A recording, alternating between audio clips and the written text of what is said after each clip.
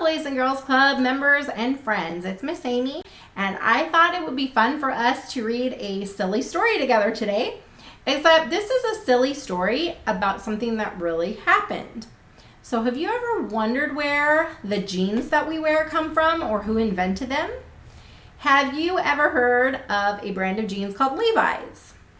Well, this is a story about Levi Strauss, the man that invented the jeans that all other jeans that we wear kind of come from. So this is called Levi Strauss Gets a Bright Idea, a fairly fabricated story of a pair of pants, written by Tony Johnston and illustrated by Stacy Interest. And the reason why this is a silly story is because even though this really happened and Levi Strauss did invent jeans, there are some very silly things in this story that probably never happened. So while we're reading, pay attention and see if you can figure out which things in the story probably really happened and which things in the story are just really weird and silly and probably never happened at all. All right. Gold, somebody yelled. Next thing anybody knew, the whole world rushed to California and started digging up the place. The trouble was they rushed so fast they lost their pants. Well, they didn't exactly lose them. The pants just disintegrated. They were that flimsy. Corduroy, wool, tweed, flannel, burlap, velvet, worsted, serge, they did not last long in the gold fields. Right quick, they got worked down to the size of a handkerchief. Soon, every miner was sluicing for color, that means panning for gold, in his long johns or naked as a jaybird. Yes, sir, all of California was mining in the vanilla. That means in their undies and naked. That predicament started another lesser-known stampede, the Great Barrel Rush, in which the miners swarmed a barrel man and bought up all his wares. The merchant made a tidy profit. The barrels were a bit awkward, but they kept a fella from embarrassment. Problems increased. Hunks of trousers, or pants, clogged the streams and rills and rivulets. Instead of turning up gold, men panned rags. That set them to gnashing their clashers or grinding their teeth. See all the guys wearing barrels? At that very same time, Levi Strauss rushed west from New York City. He rushed slowly, so he was late and he missed the gold. Dang, said Levi Strauss. He looked around and scratched his beard. He said, there's got to be a need for something here. I wonder what?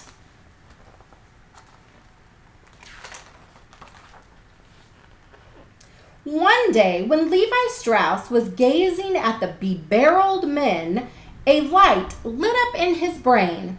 Dang, said Levi Strauss, these men need pants that last. Levi Strauss was slick with a needle and scissors. He set out to build a better trouser. He tinkered with tree bark. He tinkered with blankets. He even tinkered with quilts. But Levi Strauss was not satisfied with any of the results.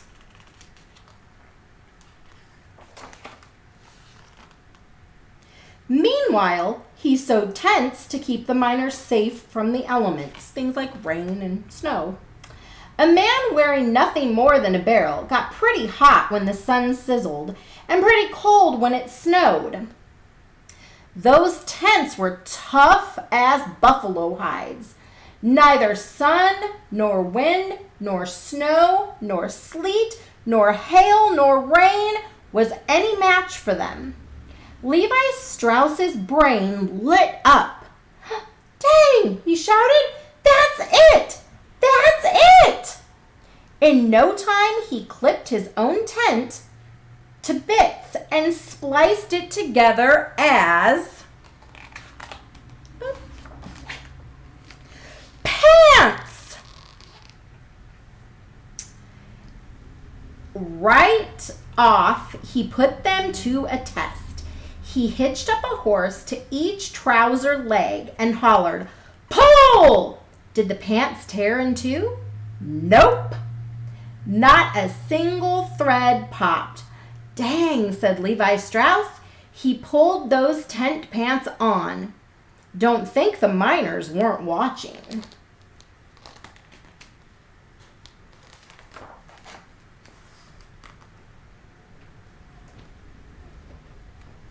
Intent on having those pants, they roared like an earthquake after him.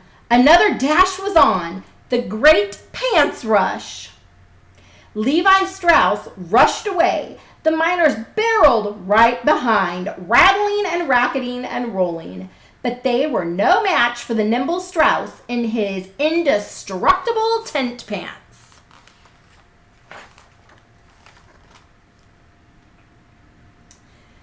Though he was dexterous, means like quick and nimble, Levi Strauss knew he couldn't outfit every soul in California. He wasn't that nimble with a needle. So he sent for his brothers. They rushed from New York City with their needles to assist. So he sent a telegram, says, Western Union, got bright idea, need help, bring needles. Levi.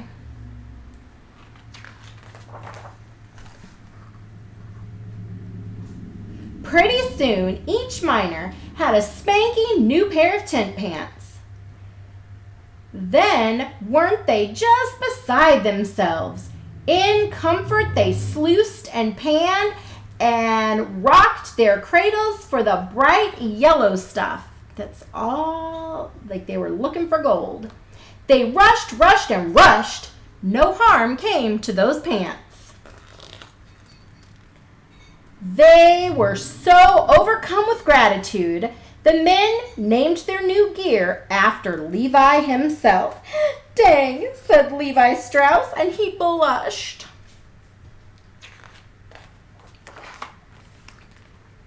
Oops. Just when things were going real well, a further problem reared its head. The miners cherished their new pants so much they refused to take them off, even for baths.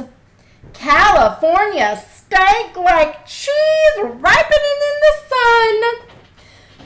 sun. Said Levi Strauss. There's a need for something here. I wonder what.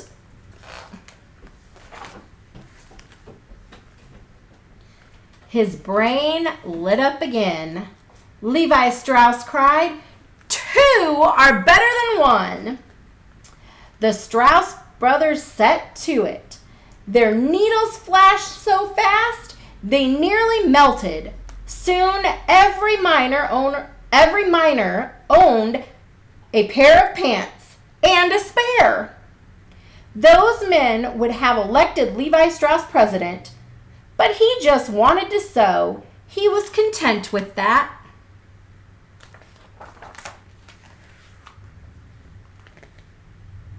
Instead of the presidency, Levi Strauss ended up with a mountain of barrels.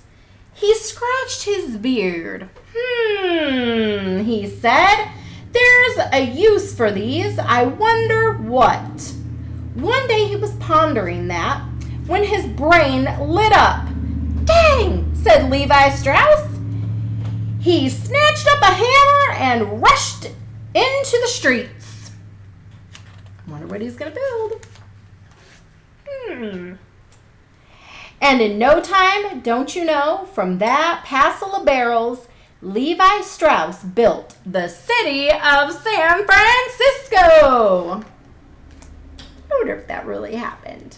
All right, so what do you think was real and what do you think was pretty silly and didn't really happen in that story? So think about that. All right, boys and girls, I miss all of you. Stay safe at home, and I will be back soon with another story.